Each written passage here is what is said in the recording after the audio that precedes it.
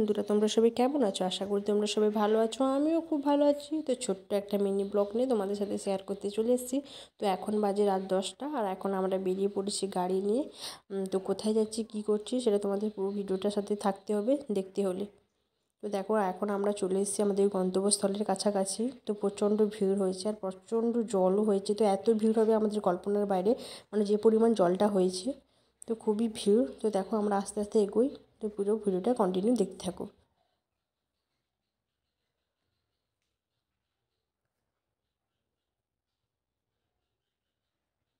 এত ভিড় হয়েছে, কি মুশকিল, মানে অবস্থা খুবই খারাপ আমাদের যেতে যেতে।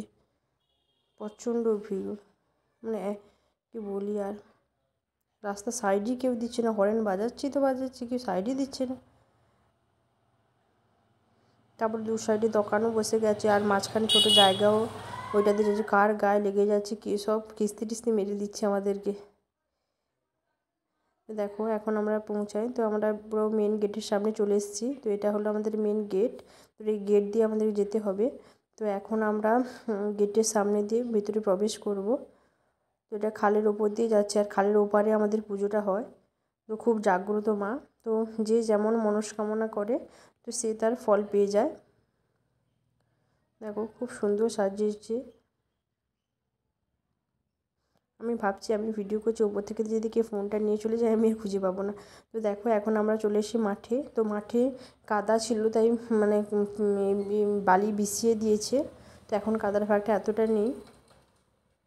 এখন শীতল নিতে চলে এসেছি ঠাকুর মণ্ডপে দেবো বলে। আর এখানে আমাদের শীতল না ভাঁড়ে দেয়। তো দেখো, ভাঁড় সাজাচ্ছে এখন। তো এখন শীতল নিয়ে আমরা মন্দিরের কাছে যাই। তো ভিডিওটি কন্টিনিউ দেখতে থাকো।